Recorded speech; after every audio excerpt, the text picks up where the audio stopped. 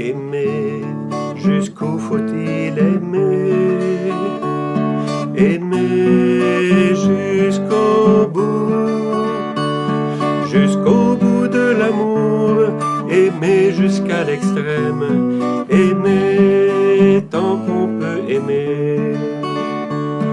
T'aimer jusqu'à la croix, parce que tu es là, Jésus, livré pour moi. Ton amour, oui, je le crois, va jusque-là. Aimer, jusqu'où faut-il aimer? Aimer jusqu'au bout de l'amour, aimer jusqu'à l'extrême, aimer tant qu'on peut aimer, aimer tant qu'on peut aimer.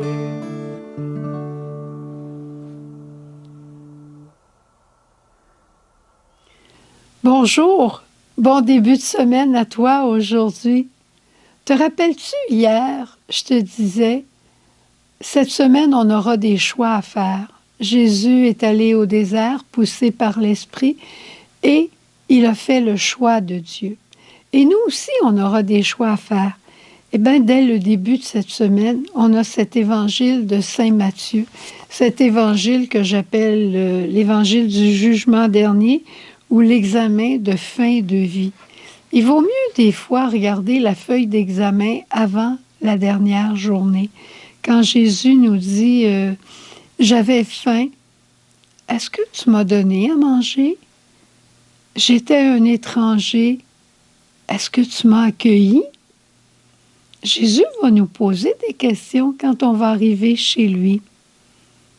Aimer, jusqu'où faut-il aimer, hein, comme on le chante souvent? Aimer jusqu'au bout de l'amour.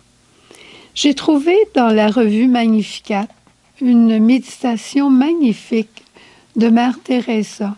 Alors j'ai pensé la partager avec toi simplement aujourd'hui parce que je la trouve très interpellante.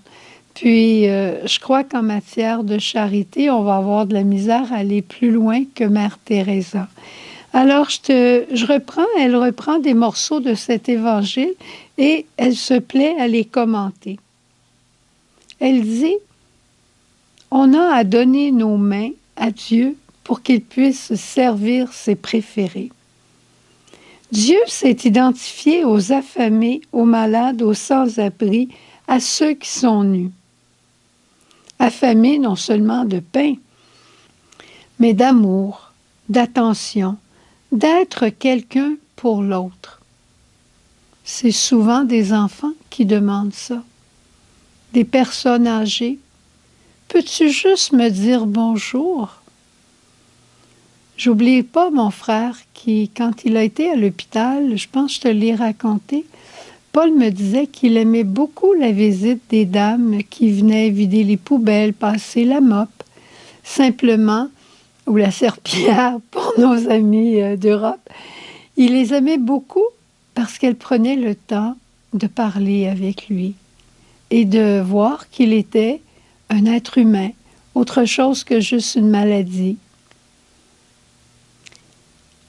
Nu, non seulement par manque de vêtements, mais par manque de cette compassion que très peu de gens donnent à ceux qu'ils ne connaissent pas. Même des gens qu'on connaît, des fois on leur dit « Va donc voir un tel à l'hôpital. » Je ne sais pas quoi lui dire, il est tellement malade.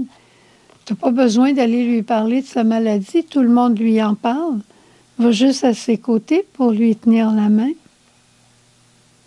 Des gens sans foyer, non seulement par l'absence d'un abri de pierre, mais par l'absence de quelqu'un que l'on puisse appeler sien.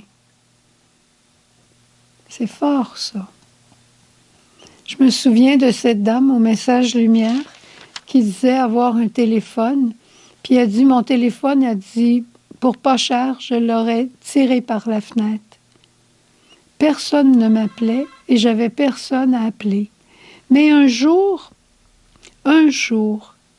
Quant au message lumière, vous avez commencé à me dire bonjour à toi et à la fin, au revoir, à demain.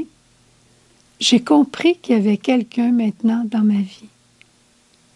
Alors j'ai gardé mon téléphone. Ça veut dire que cette femme-là, personne ne l'appelait et elle n'était pas importante pour personne. Pense à toutes les personnes qui meurent et dont on ne réclame pas même la dépouille. C'est quelque chose, ça. Et Mère Teresa continue en disant « Les emprisonnés, les indésirables, les sans-amour, les alcooliques, tous ces gens oubliés, un sourire, la sensation d'un contact chaleureux, d'une main aimante, pour eux, c'est tout. Rencontrer quelqu'un sur la rue, parfois, on ne veut pas leur donner d'argent, c'est libre à chacun, mais on peut s'arrêter pour leur dire bonjour, pour leur sourire. Je t'ai peut-être déjà raconté comment, quand j'allais à l'accueil Bonneau, quand j'étais à Montréal, on allait un groupe, le Défi aux âmes, on allait animer la messe à l'accueil Bonneau tous les dimanches. Et ce qui m'impressionnait le plus pendant l'Eucharistie, c'était le moment de la paix. Tous ces hommes étaient là, ils n'étaient pas tous endimanchés, mais ils étaient là avec un regard plus triste, avec une tête baissée souvent. Et quand arrivait le moment de la paix, là, beaucoup étaient comme ça. Puis là, on commençait à donner la paix à l'un, à l'autre. Mais je me souviens des regards, comme s'ils nous disaient « Je suis certain que tu ne viendras pas jusqu'à moi pour me donner la main. » Eh bien, on s'était dit, on va donner la main à tout le monde, même si on la donne 2 fois. Ben, quand on arrivait auprès d'eux, puis on disait « La paix avec vous », là, ils levaient la tête, puis ils faisaient « La paix, la paix ». Une main, un sourire, et que ça change une vie. Puis dans les bureaux, on n'a pas besoin d'aller seulement sur la rue, hein? Dans les bureaux, dans nos maisons, combien de fois qu'on se croise dans une journée sans se saluer, sans se regarder, sans se sourire? Alors Mère Teresa continue son texte en disant « C'est pourquoi je demande instamment à chacun de vous, pauvres et riches, jeunes et vieux, de donner ses mains pour servir le Christ dans les plus pauvres et son cœur pour l'aimer en eux.